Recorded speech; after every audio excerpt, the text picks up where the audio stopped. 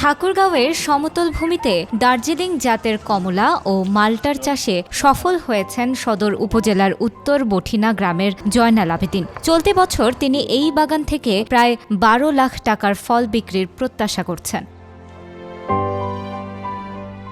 ভালো লাগা থেকে ২০১৯ সালে চুয়াডাঙ্গা থেকে কমলার চারা নিয়ে আসেন জয়নাল আবেদিন। নিজের উদ্যোগে ৬ বিঘা জমি লিজ নিয়ে শুরু করেন কমলা চাষ। ২ বছরের মধ্যেই ফলন আসতে শুরু করে। এরপর আরও চারা এনে মিশ্র বাগানে চাষ করেন দার্জিলিং কমলা ও বাড়ি এক জাতের মাল্টা।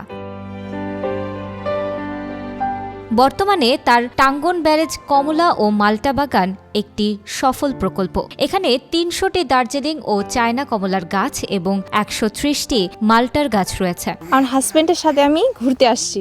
কমলার সাথে সাথে মালটাও আছে।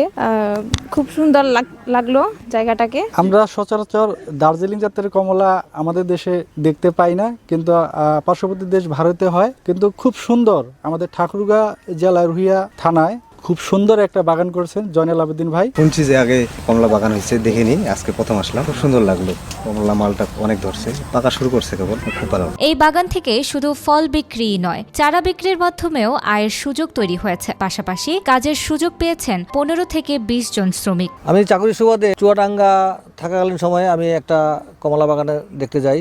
সেখানে দেখে আমি মুগ্ধ হই। এখানে খরচ হয়েছে ধীরে ধীরে, একসাথে তো খরচ হয়নি আমার। ধীরে ধীরে এ পর্যন্ত ৮ থেকে ১০ লক্ষ টাকা খরচ হয়েছে গত ৫ বছরে।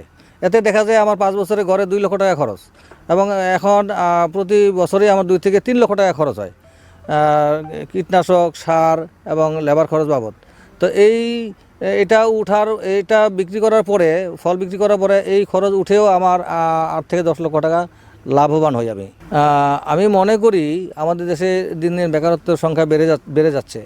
অনেকে বিদেশে পাড়ি জমায় ৫ লক্ষ ৬ লক্ষ টাকা খরচ করে বিদেশে যায়। বিদেশে না গিয়ে তারা যদি বাড়ির আশেপাশে যদি ২-৩ বিঘা জমি যদি লিজ নেয়, এই ৫-৬ লক্ষ টাকার মধ্যে লিজ দিয়ে তারা যদি কমলা বাগান করে, তারা স্বনির্ভর হতে পারবে। জয়নাল আবেদিনের মতো উদ্যোগ যদি আরও নেওয়া হয়, তাহলে একদিকে যেমন কৃষিতে উন্নতি হবে, অন্যদিকে বেকারত্ব দূর হবে। এই ধরনের চাষিকে আমরা কৃষি বিভাগ মাল্টা এবং কমলা চাষাবাদ সম্প্রসারণের জন্য বিভিন্ন ধরনের কারিগরি পরামর্শগত সহায়তা দিয়ে যাচ্ছে। মাল্টা এবং কমলা চাষ আধুনিক কৃষির এবং বাণিজ্যিক কৃষির বেকার দারিদ্র দূরীকরণে বিনোদন কেন্দ্র হিসেবে একটি গুরুত্বপূর্ণ ভূমিকা রাখছে। এটি দারিদ্রতা এবং কৃষি অর্থনীতিতে বিরাট ভূমিকা রাখছে।